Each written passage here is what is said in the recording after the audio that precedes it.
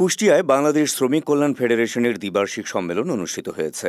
শুক্রবার সকাল 8:30টায় কুষ্টিয়া হাজী শরীয়তুল্লাহ এতিমখানা অডিটোরিয়ামে কুষ্টিয়া জেলা শ্রমিক কল্যাণ ফেডারেশনের আয়োজনে এই সম্মেলন অনুষ্ঠিত হয়। এতে সভাপতিত্ব করেন কুষ্টিয়া জেলা শ্রমিক কল্যাণ ফেডারেশনের সভাপতি ও কেন্দ্রীয় কার্যকরী পরিষদ সদস্য এস.এম. মোহসেন আলী।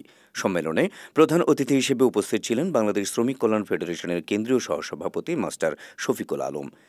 বিশেষ অতিথি হিসেবে উপস্থিত ছিলেন কুষ্টিয়া জেলা জামায়াতে আমির অধ্যাপক মাওলানা মোহাম্মদ আবুল হাশেম, বাংলাদেশ শ্রমিক কল্যাণ ফেডারেশনের কেন্দ্রীয় সাংগঠনিক সম্পাদক মোহাম্মদ আখতারুজ্জামান, বাংলাদেশ জামায়াতে ইসলামীর কেন্দ্রীয় মজলিসে শুরা সদস্য শাহজাহান আলী মোল্লা সহ আরও অনেকে। সম্মেলনে এস.এম. মোহসেন আলীকে সভাপতি এবং মোহাম্মদ খায়রুল ইসলামকে সাধারণ সম্পাদক করে ৩৫ সদস্য বিশিষ্ট কুষ্টিয়া জেলা শ্রমিক কল্যাণ ফেডারেশনের কমিটি ঘোষণা করা হয়।